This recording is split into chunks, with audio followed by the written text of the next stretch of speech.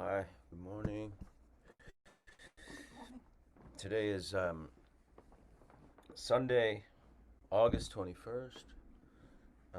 Let's set our intention, make aspirations by saying the four immeasurables. Prayer. May all beings have happiness and the causes of happiness. May all beings be free from suffering and the causes of suffering. May all beings not be separated from happiness that has never known suffering. May they rest in equanimity, free from attachment, aversion.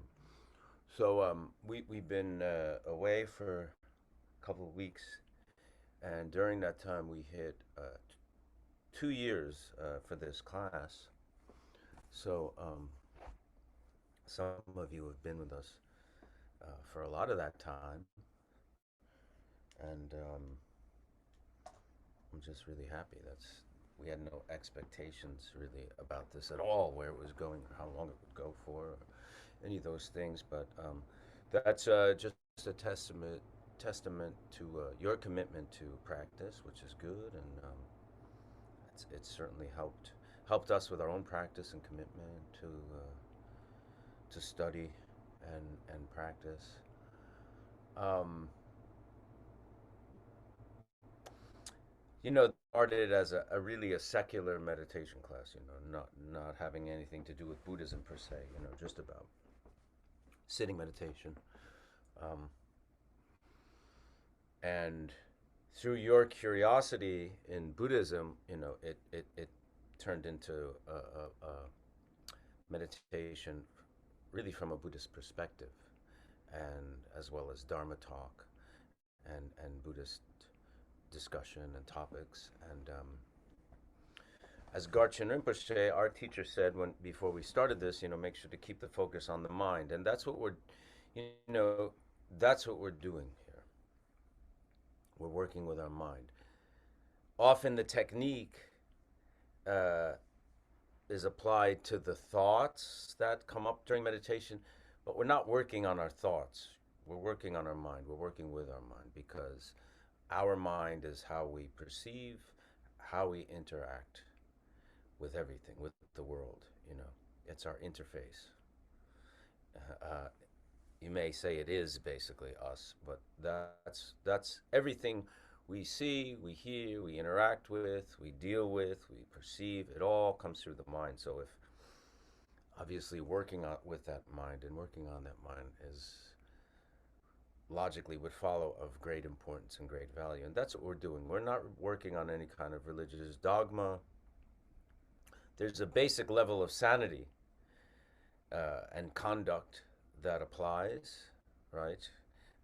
You can't really have some kind of spiritual practice without, some kind of basic ethical discipline.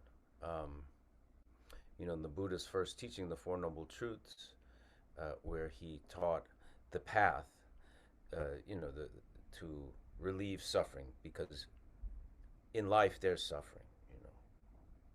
It may not be in this very moment. It may be in the next moment. We're all going to grow old. The people we love are going to pass from us. The people we love are going to get sick. We're going to get sick.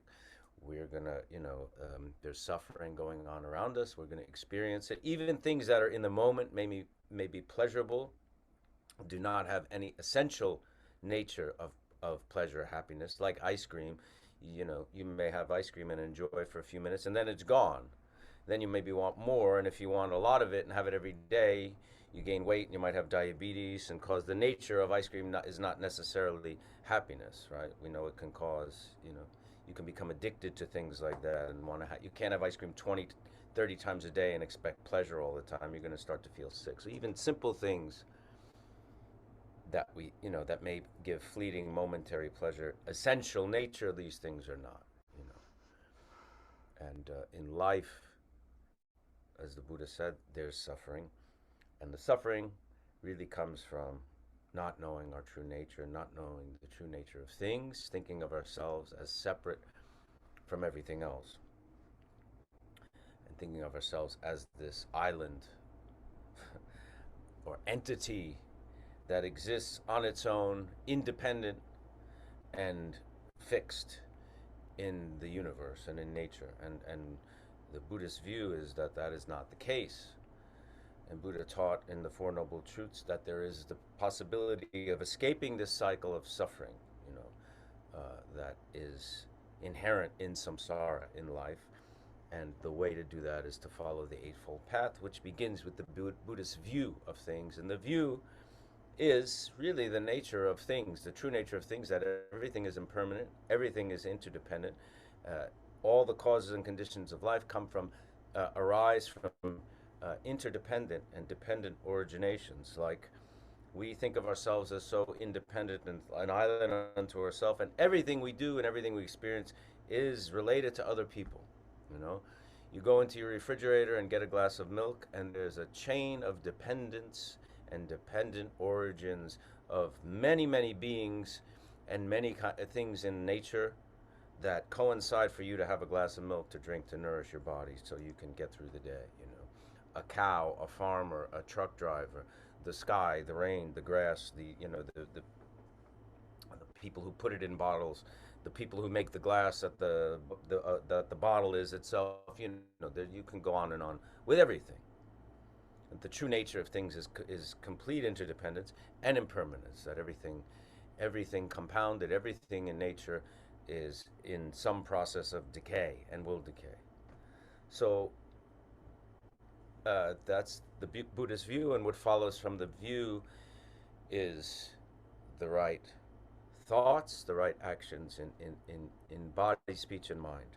Through thoughts, through your actions in your body, through the right speech,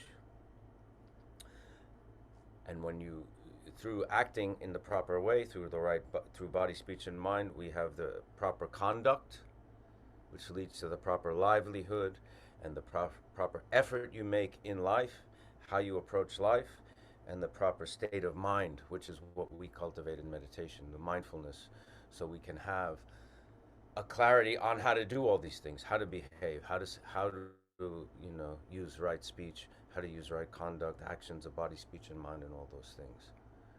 That's really what we're doing here, you know. And it starts with working on the mind to see what the mind is doing, because we have been subject through the wrong view of viewing our body as this island of importance and aloneness.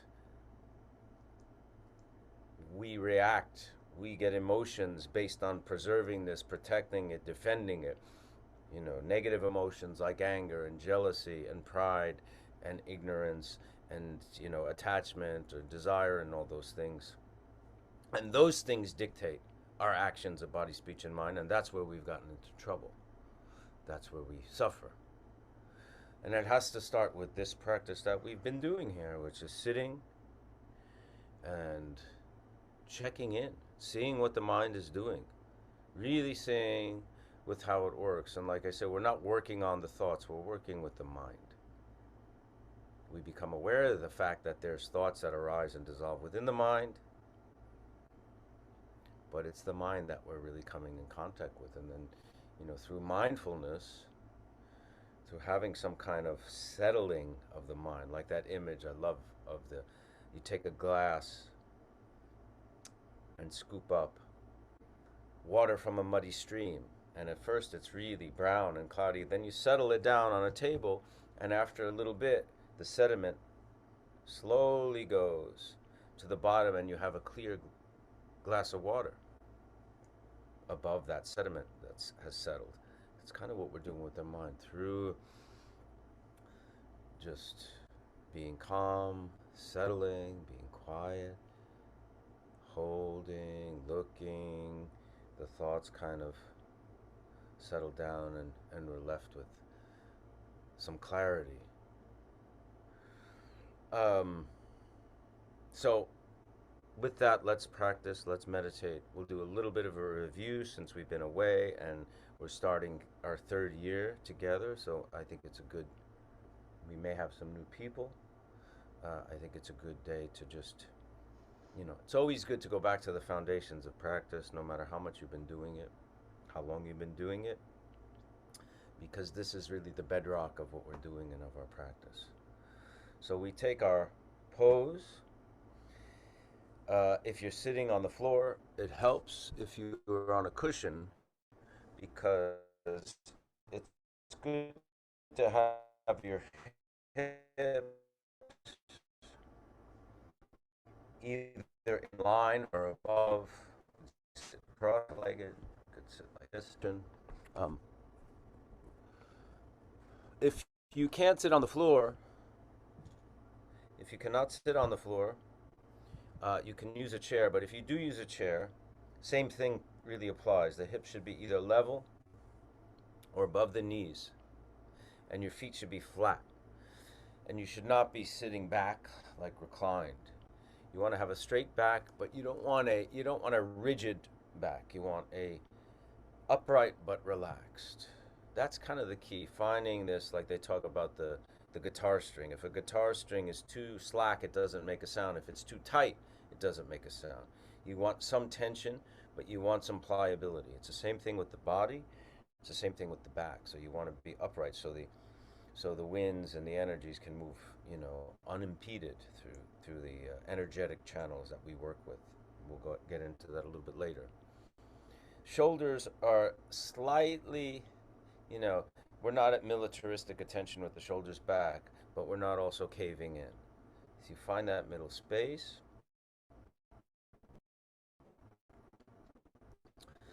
Uh, the neck part, it's good if the chin is down slightly, so you're not up. It should feel comfortable, even though you're erect. It shouldn't feel tense and uncomfortable. It should feel relaxed. Hands, we can do this. Uh, Back of the hand and the palm curved. You have in the lap. Could be on the hands on the knees like this. Could be like this. Some people do this touching the ring finger to the thumb. Open. Whatever your comfort is there.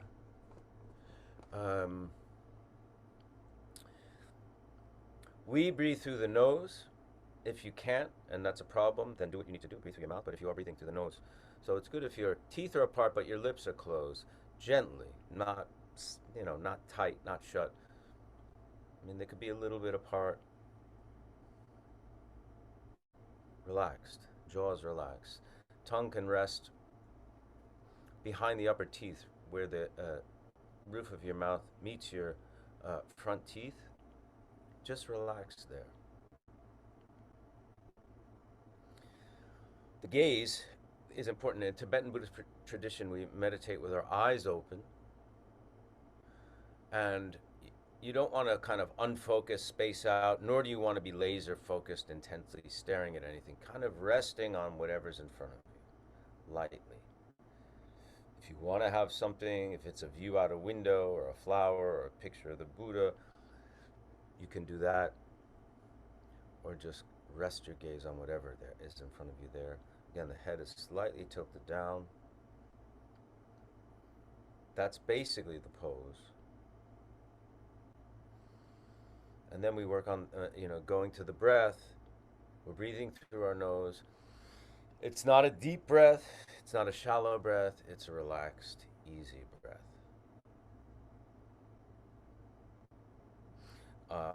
In the last year, we've introduced the 9 purifying breaths, which we do before we start to meditate, which is very good. The 9 purifying breaths deal with the 3 energetic channels that run parallel, adjacent to the spine. These are real things. These are not like imaginary. This is how energy travels through the body. Any of you who are interested or have experience with Chinese medicine, there's kind of meridians that they talk about. This is the same or akin to that. The central channel, which runs behind the spine or adjacent to the spine, parallel, is blue. The right is white in men, and red on the left in men. It's switched in women, but however you choose to define yourself and how you want to choose your makeup, that's for you to decide. We start the 9 purifying breaths. We make a Vajra fist, which is you take your thumb to the base of the ring finger and close. And you take the tip, the index, you hold your arm, grab the bottom of your elbow and you hold. You go from with the right hand to the left. You're breathing into that right channel. The three channels join at the navel, so imagine the breath kind of congregating there. Then you switch and breathe out of the same channel, the right channel. Breathe in.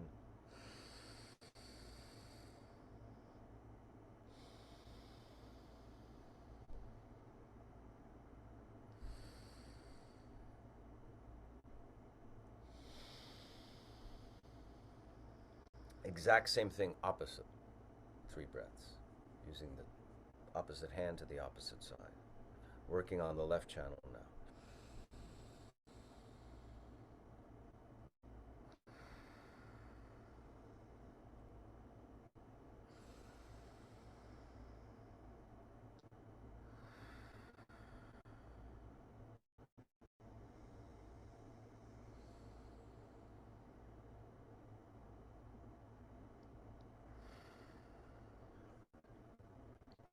Hands down. Now we move both nostrils into the central blue channel.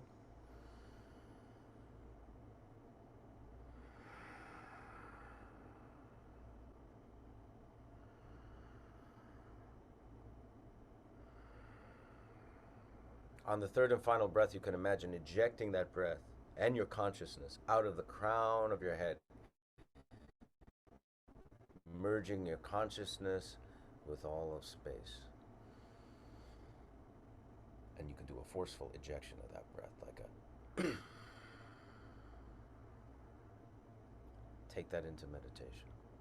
Begin.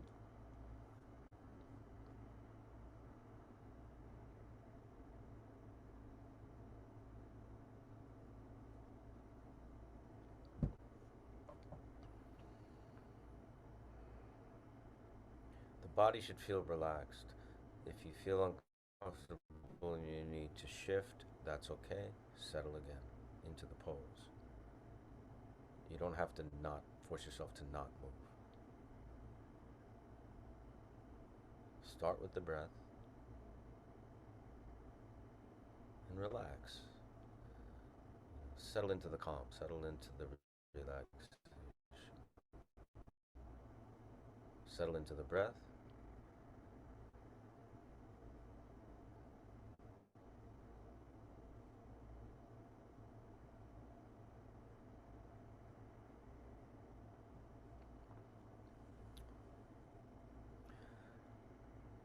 Try to become aware of what your mind is doing.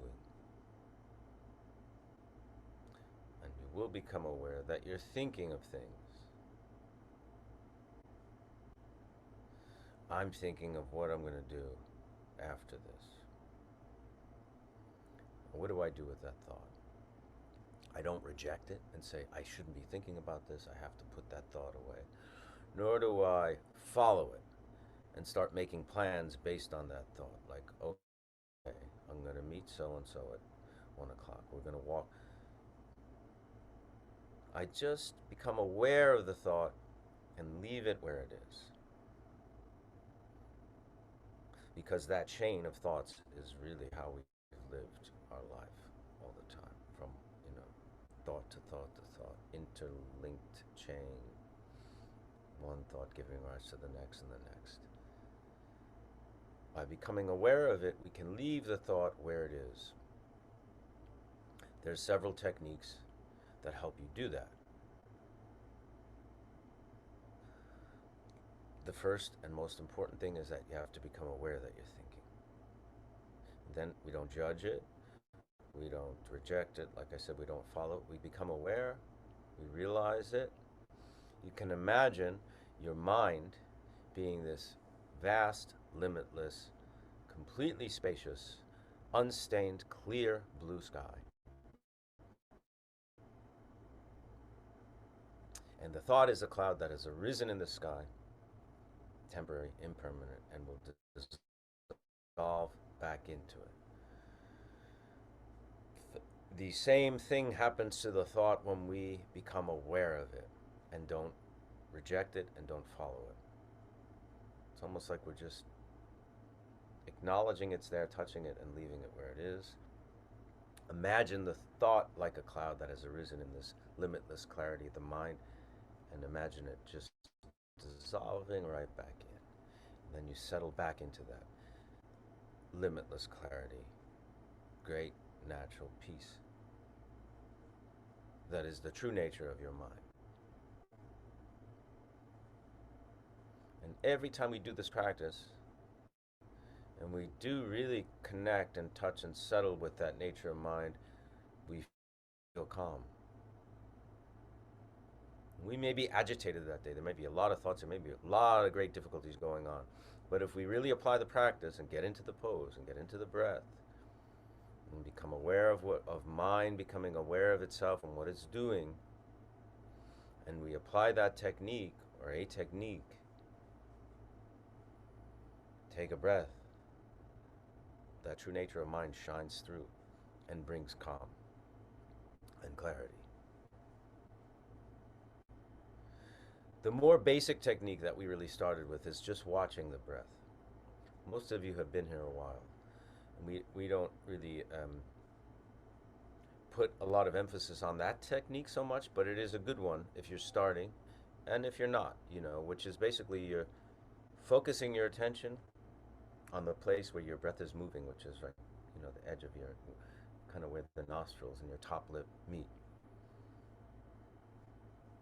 You focus your attention there on your breath, and then a thought, you're aware that you're thinking. What am I doing tomorrow? What happened last night, that thing that upset me, that person that made me angry? Okay, I'm not going to replay that story, nor am I going to plan my revenge. I'm just going to focus on my breath and feel that air move through. Back to the breath is almost like a mantra we use sometimes in this practice. I'm thinking about my trip in 2 weeks and I have to buy my plane ticket. Back to the breath. Focus that attention on the breath. And the third technique that we use, that's really the first technique, the breath. The cloud is really the second. And the third is simply mind looking at mind. Shifting your attention and awareness to the mind that perceives the mind. How do you know that you're thinking? How do you acknowledge the fact that you're thinking? You're using your mind to look at itself almost and see what it's doing.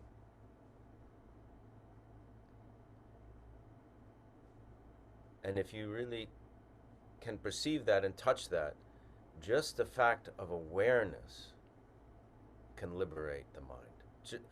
Just the commitment to awareness, shifting your perception towards awareness, can dissipate the thought, can liberate the thought. And then you settle back into that clarity of mind.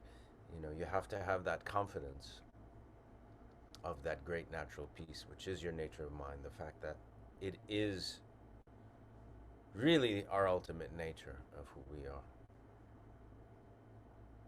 And if you have that confidence, you can use it. You can use the mind to become aware of itself and what it's doing. What is the mind that looks at mind? That's a good question to ask. Now you know, again, all these techniques. So let's just sit and work with our own minds.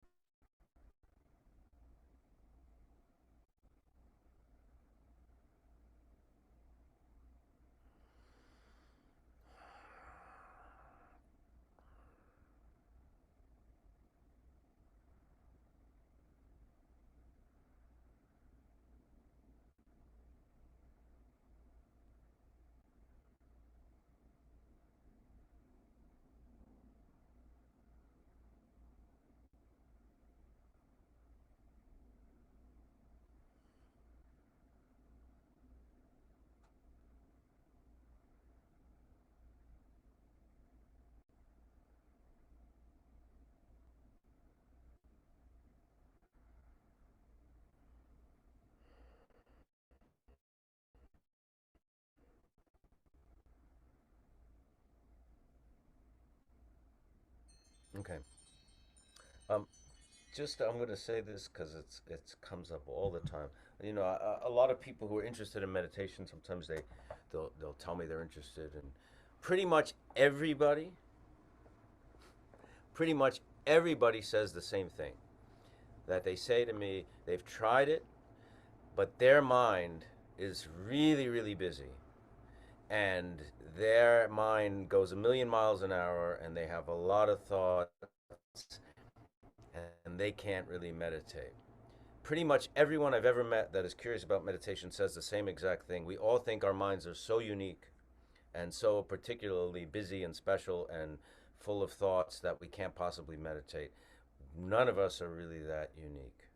We're all pretty much the same. The mind thinks that's what it does. That's what it's been conditioned to do. So if you're new and you're feeling that, just know everybody feels like that at the beginning. It's, you know, nobody's different. You know, ultimately it's all the same thing. Victoria's gonna has some stuff she wants to share with us, and then we'll do some questions. If you have questions either about the meditation, the technique we went over, about what Victoria's going to talk about, use the Q&A function, and we'll get to them a little bit in a little bit. Good morning, everyone. So, I wanted to discuss a few things that we use in Buddhism constantly and which is a great source of confusion for many students, for many people. Namely, to talk about emptiness. It's not really a very beginner conversation. It's more of an advanced topic, but it's very important. The Buddha said that mind precedes everything, namely, no mind, no experience, no world, not anything. So, meditation is the only kind of space where we can talk about the mind, where we can experience the mind, its nature, what it does, rather than create another label about it, rather than call it another thing. And that's why in Buddhism we have a threefold flower. We call it view, meditation, and conduct. View is what drives and guides everything. We meditate on the view, we take the view into meditation. And then from meditation, when we become a little bit more acquainted with the nature of mind, with what we are in essence, when we stop identifying just with labels, with what the mind's activity is, the arising of the clouds, the flakes, and identifying with our bodies, then we take that into conduct. We know that when negative emotions arise, when we're dealing with difficulties, a lot of that suffering, or what we call suffering, arises as a result of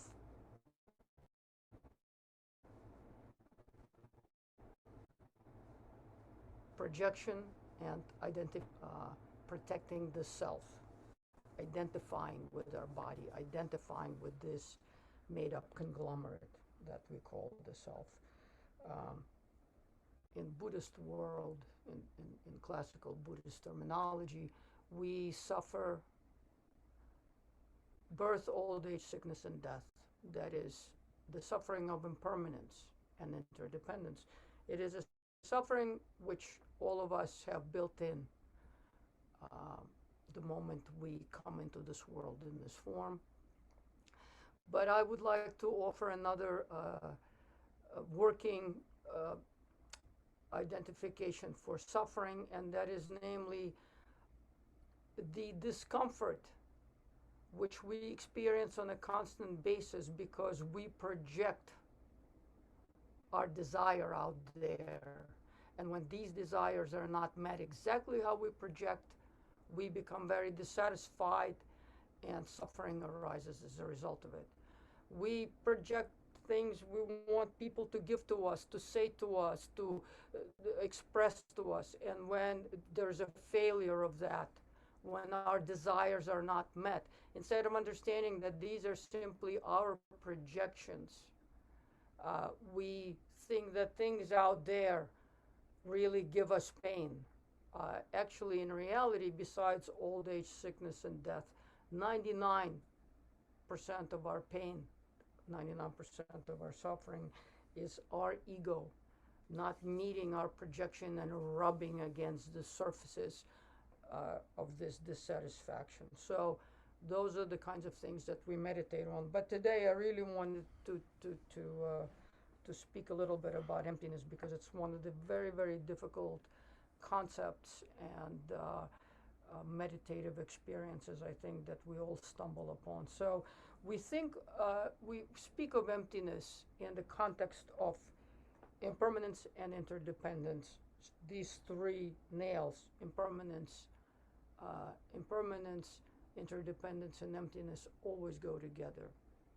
One way of speaking about emptiness is when we, as meditators, as practitioners, when we examine how do things exist. For example, what is the self or what is phenomena? We realize that things don't exist independently. Namely, there is an emptiness which we speak of as the lack of inherent existence. Because things can exist only in two ways, either dependently or independently. All the things that we know in our lives, including our bodies and a perceptual level of our mind, exist in a way of dependence. It has preceding causes and conditions, and it never exists independently. That's why we speak of the emptiness of inherent existence. If we think about the self, what is the self? It's just a conglomerate of ideas and habitual patterns, things that we have habituated to in this lifetime and have taken from our previous lifetimes, the little hues with which we come into this world. And there is always a flux. There is always this there's always the movement of becoming, which is what we call impermanence. Things never last. Thoughts arise and they dissolve. Activities arise and they dissolve. Our life arises and it dissolves. Our bodies arise and they dissolve. This is the nature of impermanence. And that's why we speak of emptiness. Whenever we examine anything that exists, all we see is a movement of becoming, of something arising, remaining for a moment, and atrophying, and coming to a second law of thermodynamics. Things simply become something else. So our bodies no longer exist as our bodies. This thought that we just had doesn't exist any longer as that thought. It becomes something else. We constantly watch a process of becoming. There is no stability. And so that is why we speak of emptiness. The first and the most important thing when we speak of emptiness is that we always have to say in Buddhism is that we're not speaking ever about vacuity. We're not speaking about this nihilistic notion of nothingness. That's just a concept. It also doesn't exist. And when we speak about emptiness in Buddhism, in the context of examining phenomena and the mind and its occurrences, we speak of emptiness in the sense that we watch the process of continuous becoming. Nothing ever stays. Everything is always a movement of becoming. And so we speak of emptiness as a name, a conceptual framework for understanding of how things abide in this world, how this movement, perpetual movement, the never ceasing movement that never ever stops, emptiness is a name for that. That's how we dismantle, for example, the notion of the self, of a permanent self, because that's just an illusion. That's how when we take that into conduct, we understand that our anger, our jealousy, our other emotions are just momentary occurrences. So we know as practitioners and meditators, if we give it a moment, we don't have to act on these things. We can watch them arise, remain, and cease. If we have patience, if we understand how these things arise in relationship to corresponding causes and effects. And if we understand that there are no things out there, that this is just a question of projection, the becoming stream of our mind is always projecting and thinking and believing that things out there are permanent and they're in themselves and they remain. This is one way of speaking of emptiness. This is a very important concept and conceptual structure as meditators for us to hold in mind, because when we know that things are always moving and changing and shape-shifting, we can work with them. We can work with that. We can have patience. We can watch them transform. And we also know how to effectuate the transformation of negative into positive by, working with our mind, by knowing the source of these things, by knowing that there is not this permanent structure, neither of the self, nor of the person we call an enemy, nor of the whole layer of situations we call negative situations. So we can take all these negativities and absorb them into our practice and use them as vehicle for practicing, for dismantling, for finding this conceptual emptiness. And in meditation, because there are two things in meditation that we have been speaking about in the last weeks and the last months, and because we have come to a certain deeper understanding of what meditation is. And so this is the aspect that we refer to as vipassana, the analytical meditation. Analytical meditation looks at something that we assume exists, and then we break it down, we dismantle it to find its empty aspect, namely this process of becoming, this non-really outside of a conceptual imputation. We find nothing, and this finding nothing is what we call this analytical meditation. Then there is another way that we speak about emptiness, but it's at a much more profound level of emptiness, and that's we don't want to get stuck in the label of it. And that's when we're settling our mind, when that sediment that we stir with conceptual processes, occurrences, what we call in Buddhism appearances, when the sediment finally settles, we can see clear water. We can see the open spaciousness. And that spaciousness, and that complete openness, which precedes mental activity, which precedes the sediment rising up, which precedes the clouds, is that openness that is filled with luminosity. Luminosity not meaning like a light bulb, but it's the cognizant nature of mind. Cognizance and emptiness, I prefer to use openness, infinite openness of this luminosity, of this ability to cognize anything, is really the nature of our mind. So this is another context in which we talk about emptiness, which is not a really great word. Openness, infinite openness that has this luminous cognizance is so much better for us to understand the nature of mind. And so it is said that when we truly kind of attain a level of meditative experience that is called shamatha, calm abiding, when the settlement and everything settles, and when we can simply see little arisings on the sky of our mind as clouds, these concepts come and go, but we can really also see and experience our open, cognizant nature. We can speak of emptiness in that respect, but emptiness is just a label. What's important in the meditation is this experience. So we use vipassana, the analytical aspect, to dispel all the thoughts, to dispel the conceptual thickness, so that we can easier get to this basis, which precedes, like the Buddha said, the mind precedes all other things. The mind precedes experience. So because we have vipassana, we understand that as scientists, if we're looking at molecules or particles or this, our mind precedes that looking at something. Any kind of experience that we experience, our mind, the open, vast, luminous space of our mind, precedes anything.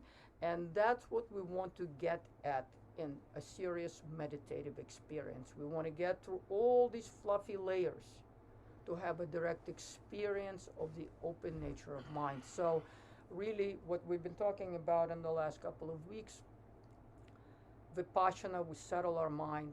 If thoughts arise, shamatha, we settle our mind, we settle our body, we set our intention. When thoughts arise, we use Vipassana. We dismantle the thickness of these clouds. And then we watch these clouds dissipate into the open nature of our mind. And then we have a deeper experience of our mind. Mind not looking outward, mind looking inward, experiencing its own nature. And of course, we have to start with understanding that mind precedes everything. That's why meditation is so important. There is no other way of examining mind or knowing the mind other than within the space of meditation. Why meditation takes such an important place in Buddhist context. And from the meditation, we can arise with a better understanding of the world. What is this that I'm looking at? What is this negative or neutral or a positive emotion that I'm feeling? We understand it, and then we can have a world in which we live that is much more flexible, that is much more fluid. But the experience of the mind itself, of this nature of mind, happens only in the context of meditation. What happens outside of the context of this meditation is just another series of labels, is another series of examinations. It's mind being fluffy and cloudy, but it's not. Knowing the nature of the mind can only happen in this shamatha, vipassana, back to shamatha meditation. And I hope that we all set our intention on being able to experience these deeper layers of our mind, getting us to knowing the nature of our mind. Thank you very much. And I just want to remind, since this is kind of the beginning of a new set, another year, which is very good. I know our teacher, Garchen Rinpoche, who encouraged us to do this, actually, is very happy that this class has been going on for such a long period of time, and is really happy that we do this and meet together. Victoria and I are students, as you are. We're students of a particular teacher in Buddhism, in Tibetan Buddhist tradition, particularly when you want to officially become a Buddhist, basically. The official ceremony, if you will, is called taking refuge. And you say refuge vows, which means until you reach enlightenment, while you're in samsara, you will take refuge from this suffering of samsara in the three jewels, which is the Buddha, the Dharma, which are the teachings, and the Sangha, which is your teacher and the congregation of fellow Buddhists. So we are students of Garchen Rinpoche, but we also go to teachings and study the teachings of other Tibetan Buddhist lamas, particularly in the Tibetan Buddhist tradition, many of which we have on here. Nick, if you can post on the comments or where they can find that, the website. But also on my Instagram, I constantly repost, especially on stories, other teachers. There's some books that we can recommend. But if you're inspired by this stuff, we encourage you to find a teacher, either online. On YouTube, there's tons of great Tibetan Buddhist lamas teaching. There's great books. And if you are that really inspired to find a teacher, take refuge, go to teachings, go to retreats. The miracle of the modern age of technology that allows us to sit and take empowerments and teachings and even refuge vows with teachers remotely from the comfort of your own house is a great resource that we can use. But we encourage you to find an authentic teacher of an authentic Buddhist lineage, because where we, that's really the source of everything. You know, the source of the that's that's the gift. You know, I mean, that's the lineage which connects us to Buddha himself. You know, and an unbroken chain of teachers to students to teachers. And we're lucky. We're 2,500 years later from the time of Buddha. We still have access to these precious teachings that can, bring so much benefit to all sentient beings. So we encourage you to, you know, go to the source, the teachers. With that, let's. Okay, so Nick says if you go in the chat function, there's a link to solidagoproductions.com/project/meditation with Michael Imperioli. If you click on the chat function, you go to that link and there's places, to steer you. Questions? How long have you been practicing? About 15 years. What is the main thing that you get out of meditating? Why don't you answer that first? What's the main thing you get out of meditating?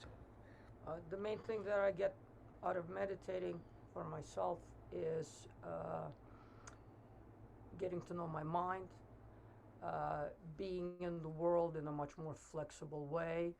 Also, getting to know the mind means understanding its purity and not being afraid to be compassionate. Actually, understanding that conduct that doesn't rely on compassion has no understanding of why we're here at all. Meditation changes life fundamentally. It dissolves a lot of difficult things, because all the difficult things can be changed and transformed by us.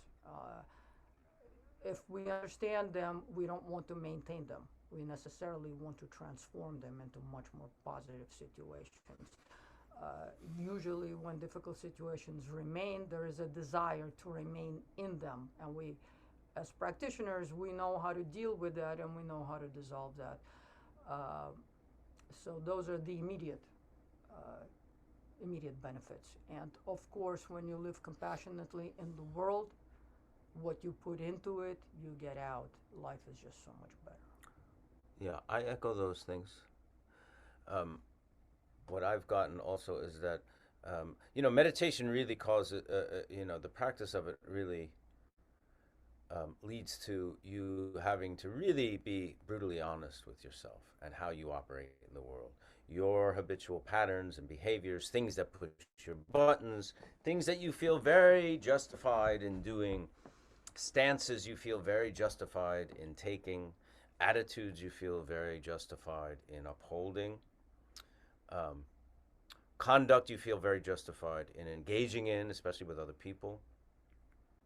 And meditation gives you a chance to have a brutally honest look at why you've justified these things, why you respond in certain ways, why your buttons get pushed in certain ways, and why certain emotions rise up, and then you immediately fall into certain habitual patterns of behavior that very often exacerbate the problems, that very often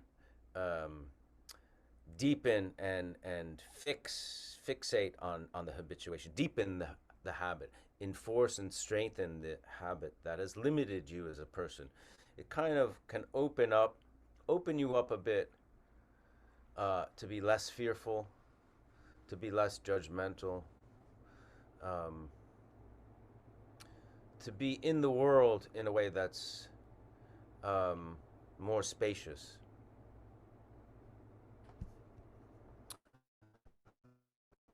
When we do the purifying breaths, is there something specific we should be thinking about with each breath? That's a really good question. So when you imagine the three channels, so in me, how I imagine mine, right? The center is the blue. The right is the white. The white corresponds to the negative emotion of anger. So when you breathe in, you're breathing in the pure air, which is like the antidote to anger, which is the purified version of that emotion, which can be something like patience. You're breathing in patience, and then when you breathe out, you're breathing out this staleness of the anger. The red channel on the left in my situation, and most men, corresponds to attachment. It could be desire or lust or those kind of things.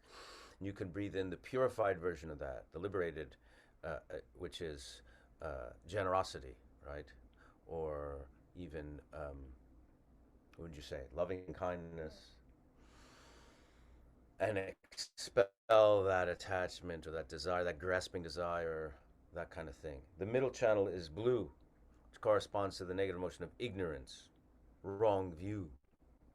So when you're breathing in, you can breathe in that sense of correct view. How would you describe that? Breathing in. uh, One of the basic precepts of ignorance is thinking that there is a self and the other, and we dissolve that when we breathe the ignorance out. So of course it changes our view in the world. And breathing in, you're almost breathing in, you could say, Buddha, wisdom, you, Buddha you, nature, wisdom. you inhale Buddha energy. You Right. inhale the energy that supports and surrounds everything, that has no inner and outer. And through that you purify this little self-standing pretend island of the projected self. Right. You expel that, and so obviously it affects conduct and understanding of what is out there, and you dispel ignorance with that. I'm looking to deepen my practice, thinking of trying local Buddhist groups. That's wonderful. Is there anything I should look for, avoid? I think I kind of addressed that in the beginning. Look for authentic teachers of authentic lineages on the website that Nick's posted in the chat function. You'll find some, but I like to go to the source. There's lots of self-help books that are kind of touch on meditation and little Buddhist things, and I'm not going to go into names and titles of those things, but why not go to the source? You're talking about an unbroken lineage passed down from the time of Buddha himself, teacher to student. We have the benefit of this incalculably valuable gift. So we encourage you to find authentic lineages. We can only speak of really Tibetan Buddhist tradition. Other traditions have great merit and I'm sure great benefit. I just can't speak to them because I don't really know much about them. I find it easier to keep my eyes closed. How does that affect the practice? Some traditions outside of Tibetan Buddhism use the closed eyes. What I've been taught is open eyes are good because it's training us really to engage in the world, because most of our waking life, well, all of our waking life, our eyes are open pretty much. When you're out on the street dealing with the world and other people, your eyes are open. So you're almost training to have this meditative experience with the stimulation of, the visual sense, sense organs and sensory input, which is very good. Can you please recommend introductory reading on Buddhism? Again, go to that solidagoproductions.com/project/meditation with Michael Imperioli. We have a book. We have a list of books there, I believe.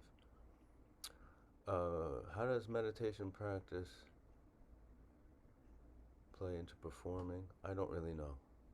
I can only speak to how meditation practice informs, like Victoria said, in life, and obviously life encompasses whatever it is you do for a living.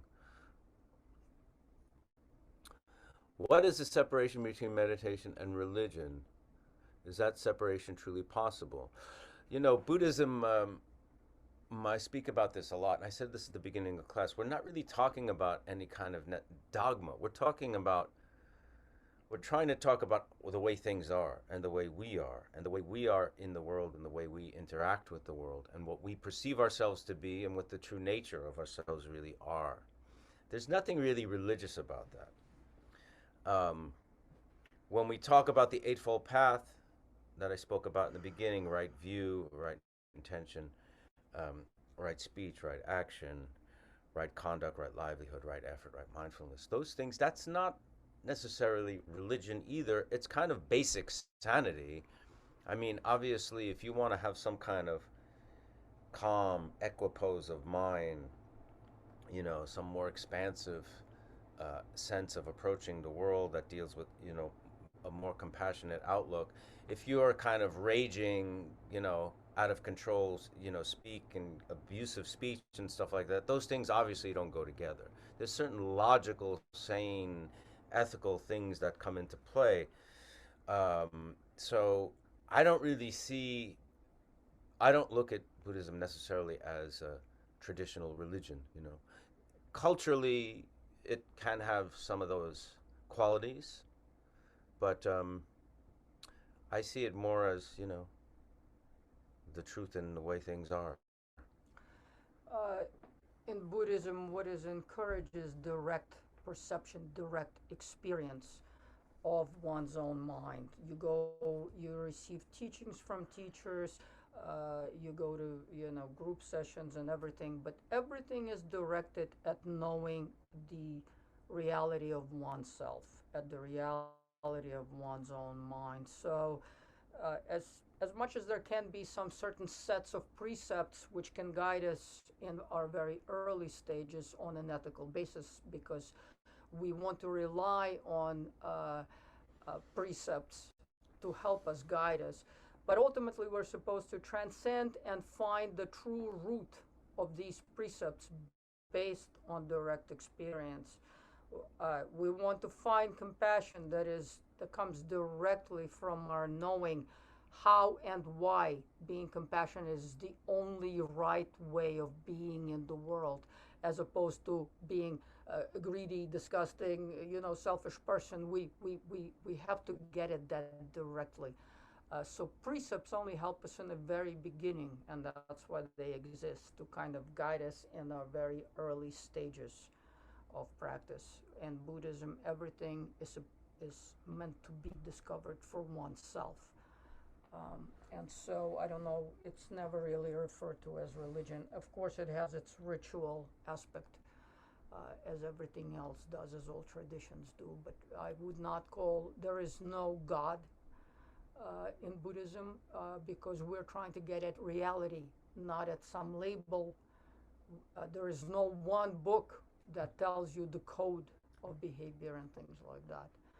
The teachings of Buddhism are vast, and they have to do with physical reality, psychological phenomena, and mainly, of course, meditative experience. And as I said, it's view, meditation, and conduct. And so, uh, especially in terms of view and meditation, those things are supposed to be really experienced very directly. There's not much to discuss or even connected to religiosity. If we're speaking about some kind of a dogmatic stance, a dogmatic set of views and behaviors, we as Buddhist practitioners want to discover the true nature of why we have to act this way, and what the nature of the mind, based on the nature of the mind that we discover. Buddhism is also described very much as a method to understanding the truth, like the truths described by Victoria, because basically we're deluded beings that see things from such a very narrow, limited, tiny, tiny slice of subjective reality, or unreality, really. That the Buddhist teachings are methods for us to understand the true nature of things, and it's like uh, the the methods are a boat, right? We're on the shore of delusion, and we want to get to the shore of truth and liberation. And Buddhism is the boat that's going to take us. But once we get to that shore, we don't need the boat anymore. Also, our teachers are considered the ferrymen.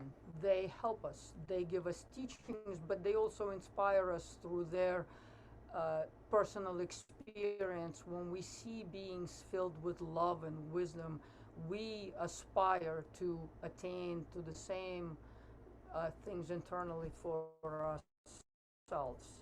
Our teachers are guides. We don't take them as objects of veneration of this kind in a religious sense. And the teachers always persuade us to really find the nature of our mind and to know that the nature of mind is the true guru. How long should I meditate and how many days a week? If you're asking that question, I'm assuming you're relatively new, which may or may not be the case. But if you are, it's better to start with short sessions, like we do here. It could be 10 minutes, it could be 20 minutes, it could be 5 minutes, it could be 2 minutes. Better than the length is making it a regular habit, making it a daily habit if you can, or an almost daily habit.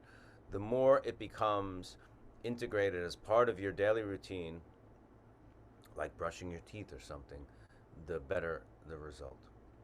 Except that meditation, especially if you make it into a daily habit, whatever you learn on the cushion, you bring that into life. The more you learn on the cushion, the more you learn how to settle your mind and not to confuse projections with the nature of mind. You can take that into your conduct and experience it all the time. You could actually even do meditation while you sleep. So the more regular, the more beneficial. Thank you. I took refuge on the Rinpoche 2 years ago this week. Fantastic. Can you talk about a daily practice? Well, there's the daily practice of actually sitting meditation.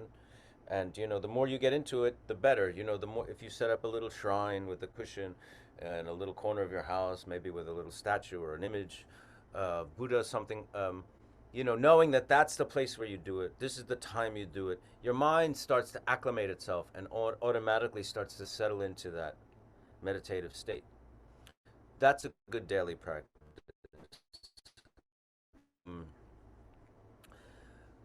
Obviously, if you are with a teacher and doing regular teachings, your teacher may give you some sort of daily practice to do in addition to just meditation. As a daily practice, you could work on Tonglen, which is something Victoria has taught here several times, which we're not going to get into. We don't have time to describe what that is today, but I know that you know what that is because I know who you are. So you can do something like that as you sit or during day-to-day life as well. Anything you want to add to that? I think a really wonderful thing is to go to teachings with teachers and see, because usually when there are practices, they take place over several days or over several weeks. That is a good time to figure out, because there's so many different sadhanas or practice texts. The context is always the same. You do setting your intention, you raise bodhicitta mind for the benefit of all sentient beings. Then you practice the sadhana portion of everything, and then you always do dedication. So beginning, middle, and end. Beginning, setting your intention, and dedicating the merit of your practice. And in the middle, you decide what that practice is. Practices can vary. Practices could be just shamatha, vipassana, shamatha, or you could practice on a specific text with a specific deity. You have to get that from a teacher, because you will need a threefold thing. You will need the explanation, empowerment, and transmission. You get that from teachers. Or you do the more simple version, shamatha vipassana, shamatha meditation, just to get to the nature of your mind. But always these three portions, that should be, every session of meditation should always include those three: setting intention, main practice, dedication. And that's what we do here. We set intentions with the four measurables, then we do our main practice, which is the meditation itself and the Dharma talk. Sometimes it's a reading. Even the questions are part of practice, and then we dedicate the merit, which we'll do at the end of class. I'll get into that. That's a good thing to discuss next week in detail for those of you who knew why we do these, why we set intentions and why we dedicate it, and what that's all about. It's a little bit of a discussion, and we'll get into that. I just took refuge remotely with Garchen Rinpoche. I wanted to thank you for this class. You helped lead me to these next steps for a deeper understanding of my mind and the journey to an even more meaningful daily practice. And now I have a teacher, which is exciting. and grounding at the same time. Uh, that's wonderful. That's all I could say. And you know, Garchen Rinpoche is you're lucky to have a teacher like him. A living Buddha, meaning awakened, a being who is awakened. Not some kind of a deity figure, but a being who is fully awakened, who has realized one's nature. How did you first encounter Buddhism? We were seeking a spiritual path. We both got into Buddhism at the same time. We looked into a bunch of different spiritual paths, and Buddhism just was the most inspiring and seemed to make the most sense. And we went to a Tibetan Buddhist center here in New York City. I was not really hesitant. 'Cause this person's asked, "Were you hesitant? What made you lean into it?" I wasn't. What made me lean into it was the teachings just seemed to really make sense. And the very first teacher we studied with was a man named Garchen Rinpoche, who passed away a number of years ago, and he was just a wonderful teacher, and his nature was so compassionate and wise and kind that you had absolute faith in what he was talking about. I think you get drawn into it because you question reality as we perceive it in an ordinary sense. And so Buddhism is very much a study of reality, not through a lens of science, not through a lens of religion, not through a lens of this and this. It is really through a means of studying one's mind, becoming acquainted with one's mind. And we preface today's teaching by saying, what the Buddha said, the mind precedes everything. And so Buddhist teachings rely basically, this is the essence of Buddhist teaching, is how to learn about the mind. And from that source, we know what to do with it in the world and have a compassionate practice and a compassionate life. And that's why these teachings appeal so much to us, because they can really, in the ground, change our reality, our interaction with everything and everyone in the world. And we said that I think I've even said it today, but if you are inspired, we're not here to sign people up into Buddhism. Buddhism doesn't work that way. We're not here to gain more followers for Garchen Rinpoche or Tibetan Buddhism. We're not recruiters. That's not at all what this is about. You need to do what you want to do. But if you are inspired by these things and really want it to become a bigger part of your life, like I say, go to the source. There are teachers available. We're lucky that we live in a world where the Dharma is available, and there are teachers from authentic lineages teaching the precious Dharma. And if you are inspired and really feel you want to make a deeper commitment, I encourage you to do that. We encourage that just based on personal experience. It's not about, I don't think everybody in the world should be a Buddhist. I don't think Buddhism is the only path. I think there are many great spiritual traditions in the world that lead to the same things. You should do what inspires you. You should follow your heart. You should follow a path with heart that you feel has heart. That's what's, getting out of this delusion is the most important thing. And with whatever authentic way that takes you there is a good one. We just offer this and our suggestions based on our personal experiences. And if you find it to be, if you find inspiration there as well, we encourage to follow that path. The word Buddha and the word Buddhist, which is a derivative from the word Buddha, means awakened. What is awakened is the mind-heart. And in Buddhism, Bodhi. The word bodhicitta comes from that. Mind-heart, not just the conceptual mind. That's why we meditate, to really get to the nature of mind. Mind-heart, that expansive, luminous space within which everything takes place, our experiences, becomes fully awakened. So it doesn't matter within which tradition the awakening takes place. The outcome of this is the proper view of understanding reality, and the behavioral side of it is a compassionate conduct. So if we can have the wisdom aspect and the conduct aspect of compassion, then it doesn't matter what we call it doesn't matter which path we follow, as long as we can get to the result of this awakening. Like I said, it's a method, right? It's the boat that takes us from the shore of ignorance and delusion to the promised land of liberation and truth.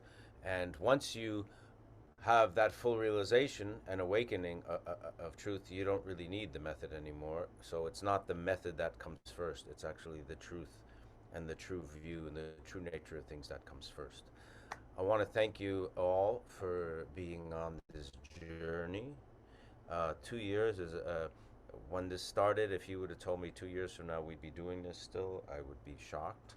But it's been very a great benefit to me, to be honest, and has helped and deepened my practice and commitment.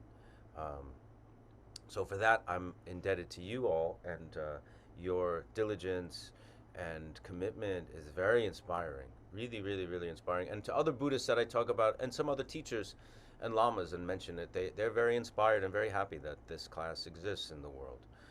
Most of you are not Buddhists, I don't think, but your commitment to, you know, contemplation and compassion is very inspiring. And we always thank our dear producer, Nick Solidio, who without his generosity and kindness, this class would never have happened and would not happen. So we are all grateful to him. With that, let's dedicate whatever merit, which means whatever good karma, positive energy we cultivated today and gave rise to, we'll dedicate that to the benefit of all beings by saying our dedication prayer. By this merit, may all beings attain the state of enlightenment, conquer the enemies of faults and delusions. May they be liberated from this ocean of samsara and its pounding waves of birth, old age, sickness, and death. We will see you next week.